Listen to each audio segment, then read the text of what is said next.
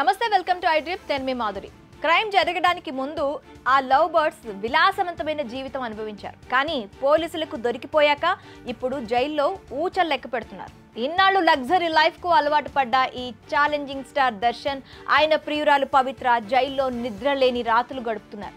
చేసిన తప్పుకు పవిత్ర ఒంటరిగా కుమిలి కుమిలి ఏడుస్తున్నట్టు సమాచారం.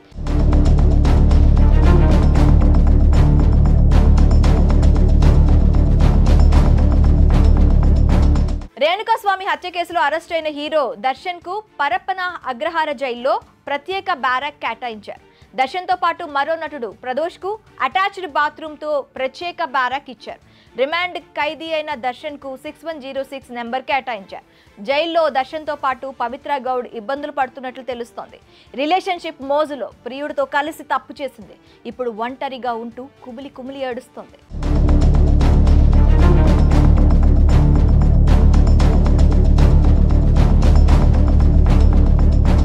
స్టార్ హోటల్ ఫుడ్ తిన్న దర్శన్ కు జైల్ ఫుడ్ రుచించినట్టు సమాచారం. దర్శన్ అరకొరగా భోజనం చేసి రాత్రి ఆలస్యంగా నిద్రపోతున్నట్లు జైలు సిబ్బంది గుర్తించారు. హత్య కేసులో దర్శన్ అరెస్ట్ అయి ఇప్పటికే 2 వారాలు దాటింది. ఆయన కొంత బరువు తగ్గగా బీపీ కూడా కంట్రోల్లో లేదని అధికారులు అంటున్నారు. అటు మహిళా బ్యారాక్ లో ఉన్న దర్శన్ ప్రేయసి పవిత్ర గౌడ్ ఇతర ఖైదీలతో కలవకుండా ఒంటరిగా ఏడుస్తున్నట్లు జైలు అధికారులు గుర్తించారు. రేణుకాస్వామి హత్య కేసులో మొత్తం 17 మంది నిందితులను పరప్పన అగ్రహార జైల్లోనే ఉంచారు. వీరందరికీ కోర్టు 13 రోజుల రిమాండ్ విధించింది.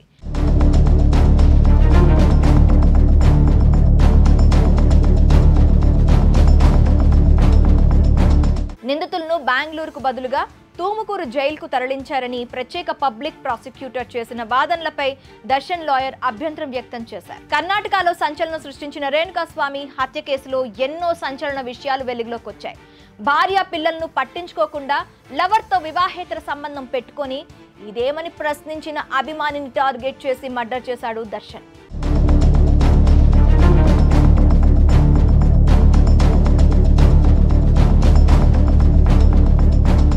రేణుకాస్వామి మర్డర్ కు ముందు దర్శన్ పవిత్ర కలిసి షెడ్ కు వెళ్లారు. రేణుకాస్వామిని పిలిపించి అతి దారుణంగా కొట్టి చంపారని పోలీసుల విచారణలో తేలింది. రేణుకాస్వామి చనిపోయాడని నిర్ధారించుకున్న తర్వాత డెడ్ బాడీని మురికి కాలువలో పడేశారు.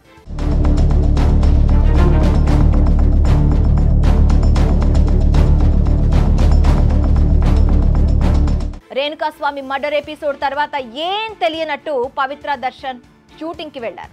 కార్తీక్, కేశవ్, నిఖిల్, రాఘవేంద్రలకు డబ్బులిచ్చి లొంగిపోవాలని చెప్పడంతో వాళ్ళు సరెండర్ అయ్యారు. కానీ వీళ్లలో ఎవరికి క్రైమ్ బ్యాక్ గ్రౌండ్ లేకపోవడంతో పోలీసులకు ఎక్కడో అనుమానం వచ్చింది.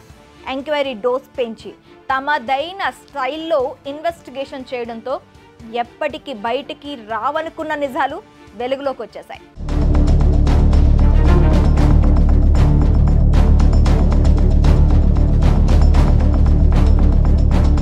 అలా అప్పటి వరకు లవ్ బర్డ్స్ గా ఉన్న దర్శన్, పవిత్ర ఇప్పుడు జైల్ బర్డ్స్ గా మారారు.